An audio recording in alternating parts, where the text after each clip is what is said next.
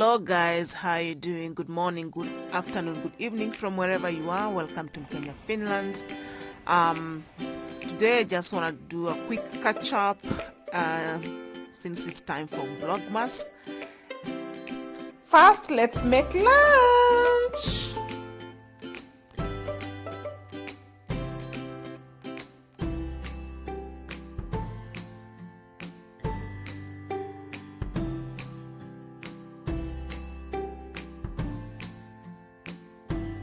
So you guys, I just buy whole chicken at 6.70 and half price. That's like €3.35. Quick hack. So I'll show you what I do to the whole chicken. Quite often I just like portion it. First of all, I skin it, remove all the bones, and then I portion it. Then I use it for making different foods.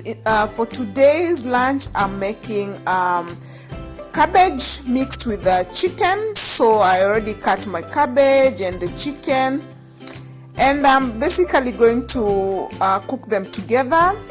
I don't think you need a recipe for this. It's just so easy. It's just frying the onions, cutting the chicken, fry them together, put the cabbage, saute everything together around I would say 5 minutes, yeah, and to be followed by obviously spices, salt, tomato puree, and that's it.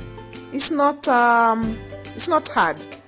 But since we are sauteing, you just have to keep mixing and mixing and mixing. By the way, guys, how you doing? I forgot to check on you to ask how you doing. How you doing? It's Christmas time. No, it's not Christmas time. It's almost Christmas time. Yeah. So as usual, I use this type of tomato puree, and the organic one. It just costs under €1 in Finland. And you don't need so much. I don't want my stew to be soaking, like wet. I want it to be just enough, you know, like when it's just it's not dry, but it's not wet either. That's what I'm going for, because I'm going to be eating with drum rolls, ugali. Yeah, so ugali is a Kenyan staple. I'll show you. Yeah, that's just basic salt. I'll show you how we make ugali after we make the stew. Yeah. So yeah, how are you doing, guys? I don't know if I'll be able to do Vlogmas, but I'll try to post as frequent as possible and highlight on what's going on in my life and highlight on what's going on in current affairs from my location, which is Finland. And I hope you can also share what's going on in your life and around you in the comment section. Yeah, cabbage is food that I used to eat a lot in high school, because fresh vegetables are pricey in Kenya, and I was studying in a boarding school. And cabbages are usually cheap and they last long even without refrigeration, and that's probably why we used to eat a lot of cabbage. In my own household, I don't make cabbages a lot, even though I recognize they're really good for fiber. And when I make cabbage, I just make them like this, like stir fry with noodles, stir fry with some chicken, and eat with ugali or rice. That's just how I like my cabbage. I know that people who like to steam their cabbage. I find steamed cabbage to be very, very tasteless, so I'd rather stir fry my cabbage. And you don't need to use too much oil. You just put a little bit of oil, you focus on the spices, and that's it. You end up with a really nice dish. I highly recommend cabbages, especially for people who are trying to lose weight, because cabbages tend to have very, very little calories. Yeah. And if you want your cabbage to taste good, dried fried onions, that's a must. Always just throw in some and fry. If you have accessibility, or you can afford fresh coriander and cabbage is a match made in heaven. So if you like coriander, always remember to add to your cabbage. It's going to turn out absolutely fantastic. So yeah, so what's the plan for the day? So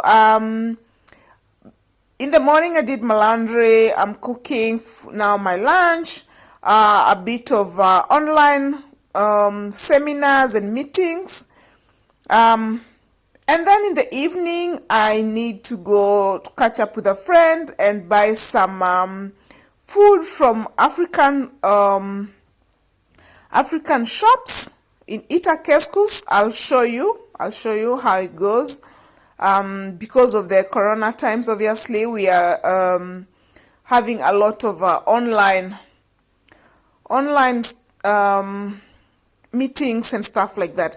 So I let my cabbage steam a little bit for 5 minutes, and after that you just mix it up. It's ready basically for serving. Yeah, you don't need to cook it more than that. I don't think cabbages need to be fried more than 10 minutes. That's just my opinion, and that's how I like it. Everything is to be adjusted according to people's taste buds, obviously. So yeah, that food is about ready. And so we'll go straight to making ugali from here. To cook ugali, we are going to need boiling water, cooking stick, and of course I'm going to use this type of cooking flour. This is corn flour. So to begin with, I'll just put a little bit, let it boil.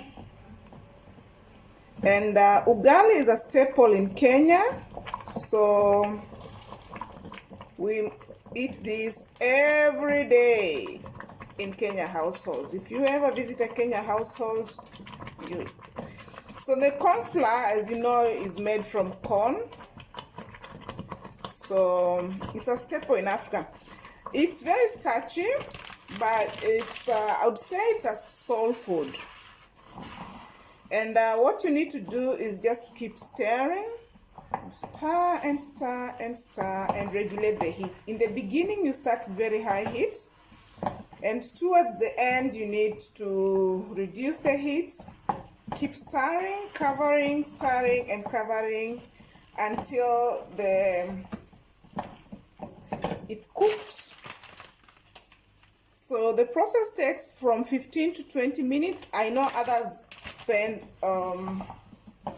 half an hour, but I don't think it needs that long. And then people like different consistency. There are others who like their ugali very soft. Others like it a little bit hard. Others like it extremely soft, soft, like almost like smug, you know, like what they call swallow in Nigeria. There are others who like their ugali to be that way, but in our household, and also from how I was brought up, our ugali was meant to be medium hard, you know, and we cook it, or we used to cook it for 20 minutes. There are people who put margarine or butter in their ugali. Others put milk, all types of things. Margarine and milk is good to add in ugali, especially if you're cooking for children. I feel like I take enough calcium foods, and I drink milk also a lot. I drink lots of tea also, yogurt and stuff. So I don't really find this necessary to add. Personally, I feel like it messes around with the real taste of ugali. And I have to point this out that It's how you're used to eating your ugali. I'm not going to say this tastes good, this tastes bad. It's what you're used to. It's what your taste buds have been trained to call ugali. If your taste buds have been trained to call ugali when it has butter and lots of milk, when you eat my ugali without milk and butter, it won't taste good. So yeah, the first step is high heat. You mix everything well until it comes together. You know, it becomes sticky. And then after that, you want to reduce the heat and then do slow-mo mixing, like you mix like this. You cover if you want and let it sit for a while. So it's not like constant mixing at this stage. It's like you mix, you let it sit a little bit, then you mix again let it sit for like a minute or like that. Now I can mix again, turn it over for the other side to cook. Yeah, this is how Mama taught me how to make ugali. Again, I'll let it sit for another 30 seconds to 1 minute, and the procedure goes on and on. And then after that, I'm going to cover the ugali and let it like sit for like 2 minutes to 5 minutes, and I turn it, and like that it keeps going on and on. So I'll get back to you once the ugali is ready. And you have to keep turning, otherwise it will burn. Let me show you what happens to you see, it burns if you don't keep turning well. Well, either way, the bottom of your cooking pot is going to burn, but if you don't turn, the ugali is going to burn as well. So that's why you reduce the heat, and you keep reducing,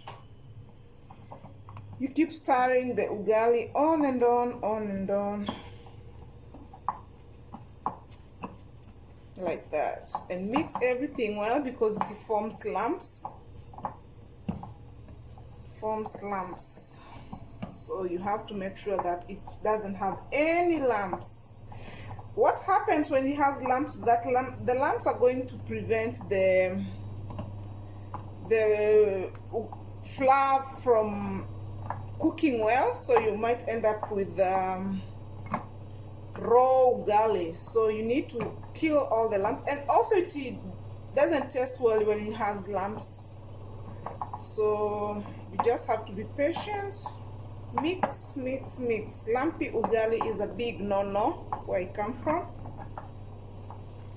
Big no-no, and even for myself I know it tastes really bad. So if you have time and energy, mix everything well, then you're going to have a delicious meal. So since I already made cabbage and chicken, I'm going to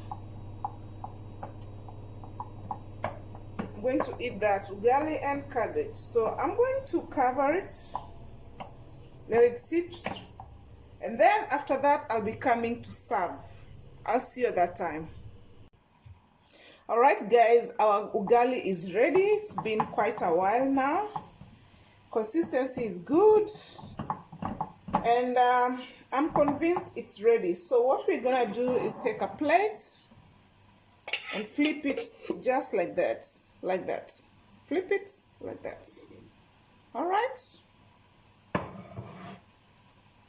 and since the stew is also ready, I'm going to serve the stew, and then I'll show you how food looks like today. Yes, the sound of goodness. So we have another plate. I'm going to serve this much.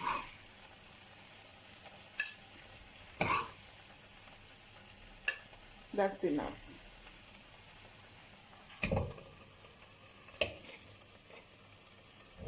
All right guys, so I will uncover the ugali and show you. So this is what we flipped. That's the ugali. I'm not going to try to be so cute and model the ugali. For me, this is it. At this point, I'll say food is ready. Ugali, cabbage and chicken, and I'll have with a glass of water. And that's just it.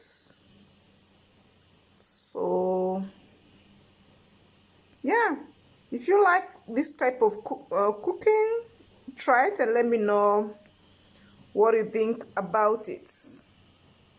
All right. Okay then. Bye bye.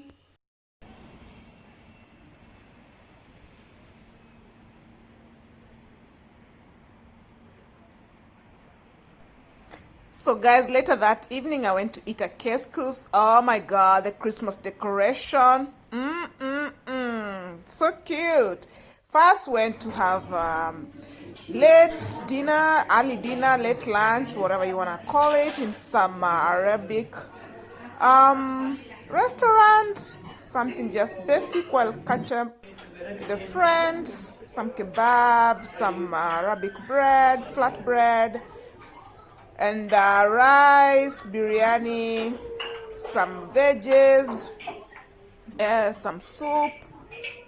Yeah, which was quickly followed up by some tea and coffee with baklava. I have to say it was really good. Yeah, and then a little bit of a walk in the city. Absolutely beautiful. Oh yeah.